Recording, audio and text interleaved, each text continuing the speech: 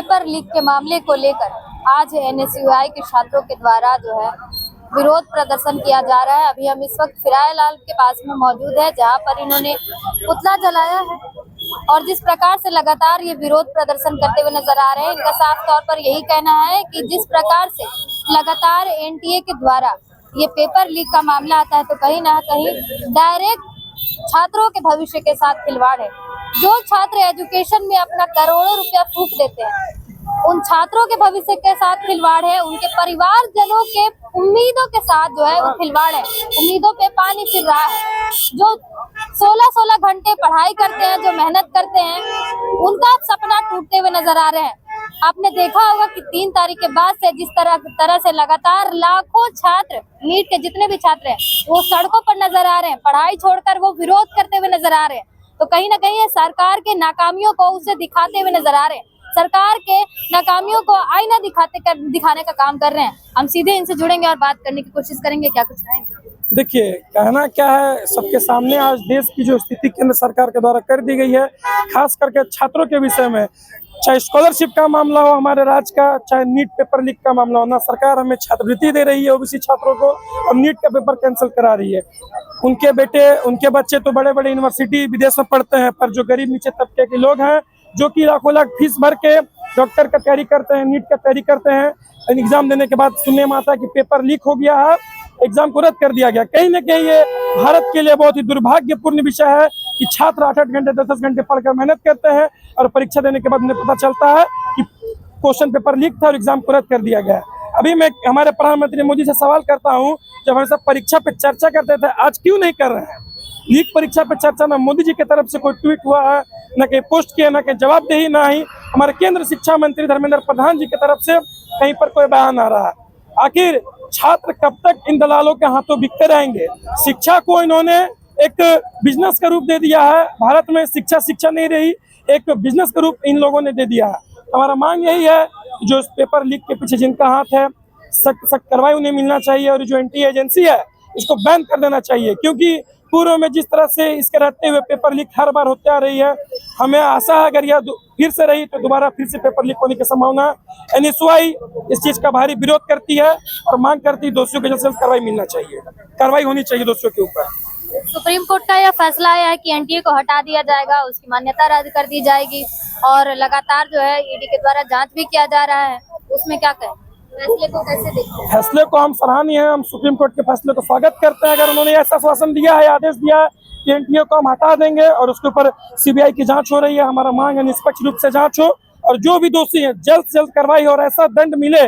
और केंद्र सरकार से मांग करते हैं कि एक ऐसा कानून बनाए जो कि पेपर लीक करने वाले छात्रों के साथ जो खिलवाड़ करते हैं, जो पेपर लीक करते हैं, उनके ऊपर बहुत बड़ा कार्रवाई होनी चाहिए। उम्मीद है कि बहुत जल्द ही अब दूसरे डेट का अनाउंसमेंट हो जाएगा। देखिए, दूसरे डेट का अनाउंसमेंट तो हो जाएगा, मैं मान रहा हूँ, लेकिन कहीं ना कहीं छात्र इससे परेशान होते हैं। लोग एक बार तैयारी करके परीक्षा देते हैं, दोबारा उसी चीज को तैयारी करके फिर से एग्जाम सेंटर जाने में, परीक्षा देने में कहीं ना कहीं छात्रों को बहुत कठिनाइयों का सामना करना पड़ सकता है। क्या कहिए? देखिए, सबसे पहली बात कि अगर जो ये पेपर लीक हुआ, इससे छात्रों पे समझिए कि बहुत ही बुरा असर पड़ रहा है, क्योंकि बच्चे अगर एक मरतबा तैयारी करके जा चुके होते हैं, एक मरतबा तैयारी करके एग्जाम दे के आए, फिर से उसे पढ़ने में और उसके बाद फिर से जाके मतलब तैयारी करने में जिन कठिनाइयों का सामना करना पड़ता है, क्या उन कठिनाइयों को सरकार समझेगी? नहीं समझेगी। अगर वो इस कठिनाई को समझती तो ऐसा जो पेपर लीक हुआ है, एनटीए पहले भी पेपर लीक कर चुकी है, उसको उस पे अगर कार्रवाई हो चुकी होती तो आज ये दिन छात्रों को नहीं देखना पड़ता। छात्रों के साथ ऐसा व्यवहार इसलिए किया जाता है कि जो उनके बच्चे असल में यहाँ नहीं पढ़ते हैं ना, उनके बच्चे पढ़ते हैं विदेश में, इसलिए उनको पता ही नहीं है कि यहाँ के छात्रों की क्या समस्या है। यहाँ के छात्रों की समस्या अगर वो जान जाएंगे तो ऐसा कभी होगा ही नहीं। इसीलिए हमारी यही मांग है कि एनटीए को जल्दी से जल्दी हटाया जाए और अगर इसमें जो भी शामिल है पेपर लीक करने में, उन सभी पे सख्त से सख्त कार्रवाई हो और अगर जो भी जब जांच कमेटी बैठे तो निष्पक्ष जांच हो। नीट का पेपर जो है वो लीक हो चुका है, लाखों छात्रों के भविष्य के साथ खिलवाड़ हुआ है। एनएसयूआई अपने संघर्ष के लिए अपने जो है मुद्दों को लेकर लगातार संघर्ष करती थी, लेकिन आज नीट पेपर के मामले को लेकर भी वो आज सड़कों पर है। क्या कहिएगा? मैम, यही कहेंगे ना कि जैसे कि जो अमीर के बच्चे हैं, अमीर ज़ादे कह सकता हूँ, है ना, कि वो लोग ये पेपर खरीद लेते हैं ना, उन लोग को जल्द से जल्द जो है कार्रवाई की जाए। और हमारे जो मुखिया है, हमारे मोदी अंकल साहब हैं, हमारे जो केंद्र शिक्षा मंत्री है, उनको चाहिए कि बताइए, है ना, 19 साल 20 साल के बच्चों के साथ अगर आप जिंदगी के साथ खिलवाड़ आप कर रहे हैं, इससे आपका क्या बेनिफिट मिलेगा बताइए। अगर आंकड़े अगर देखा जाए सुसाइड का, तो सबसे ज्यादा सुसाइड करते हैं ना वो नीट के छात्र करते हैं मैम। अगर आप 10 साल के आंकड़े, जैसे कि कोचिंग की अगर फैक्ट्री अगर मैं करूं तो वो कोटा में है।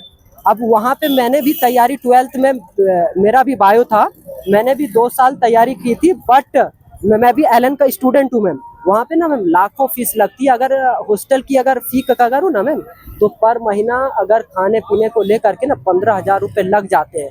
बिहार के बच्चे, झारखंड के बच्चे, उड़ीसा के बच्चे, जो गरीब तबके के बच्चे होते, किसान के बच्चे होते ना, उन लोग का एक सपना होता है ना कि हम लोग भी डॉक्टर बन करके गाँव में, जो कि टीबी के जो पेशेंट है, जो कि है ना, जो भी बड़ी बड़ी बीमारियों के जो पेशेंट है, उनको सेवा करने के लिए प्रयास करते हैं मैम।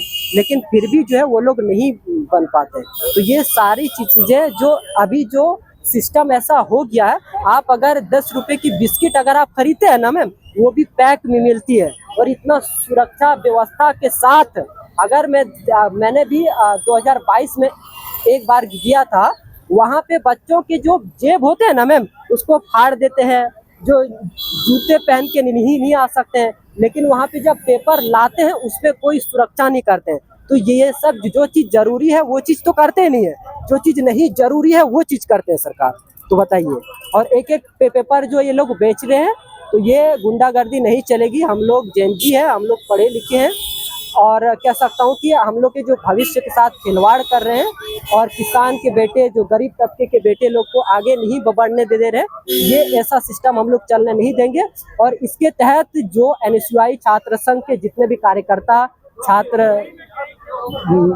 नेता है, ये लोग हमेशा से प्रयास करते आ रहे हैं और हमेशा प्रयास करेंगे कि ऐसा सिस्टम ना हो।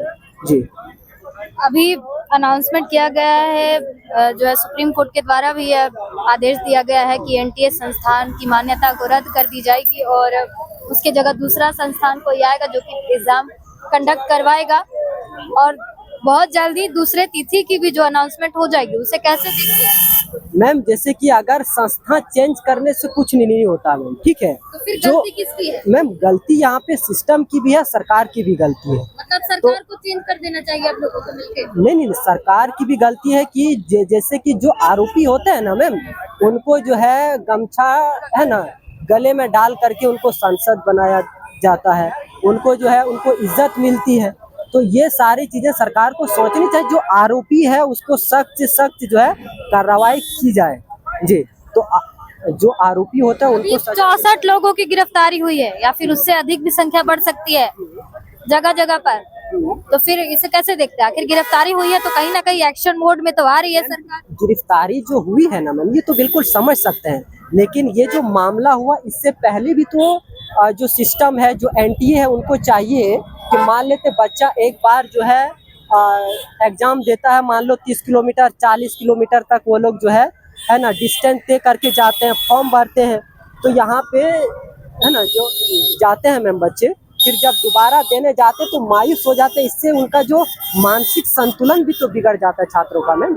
कच्ची उम्र के बच्चे रहते हैं, 17-18 साल, और वो भी गरीब के बच्चे रहते हैं मैम, किसी से पैसा मांग करके पढ़ाई करते हैं।